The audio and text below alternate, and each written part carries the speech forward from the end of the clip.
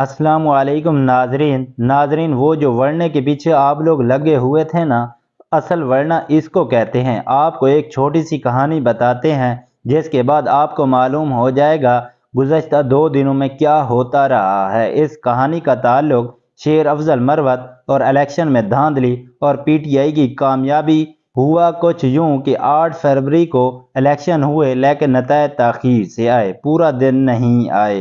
शेर अफजल मरवत लक्की मरवत से इलेक्शन लड़ रहे थे, उनके हलके से भी नतीजे नहीं आ रहे थे।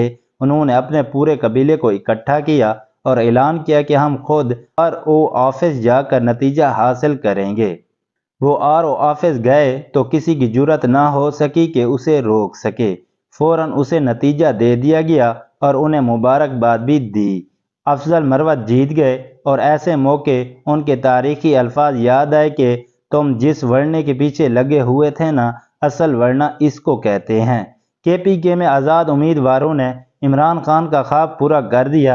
ये ख्वाब इमरान खान ने देखा था कि वो सादा अक्सरियत के साथ आएंगे और वो आज सादा अक्सरियत हासिल कर गए हैं। खैबर पख्तूनख्वा में वाज़े अक्सरियत है।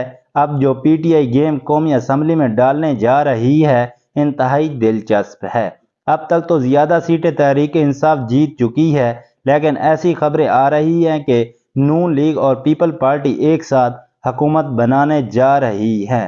ताहम पीटीआई ने अपने तमाम फॉर्म 45 अदालत में ले जाने का ऐलान कर चुकी है।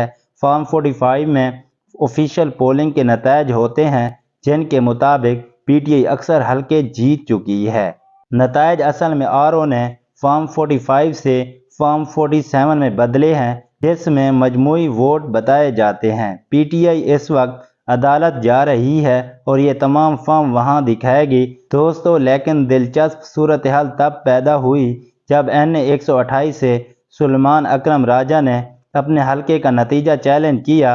अदालत ने नतीजा रोककर इलेक्शन कमीशन से जवाब तलब किया तो इलेक्शन कमीशन ने कहा जिस आरओ ने यह नतीजा बनाया वो गैब हो गया है, यानी गेम पड़ने वाली है।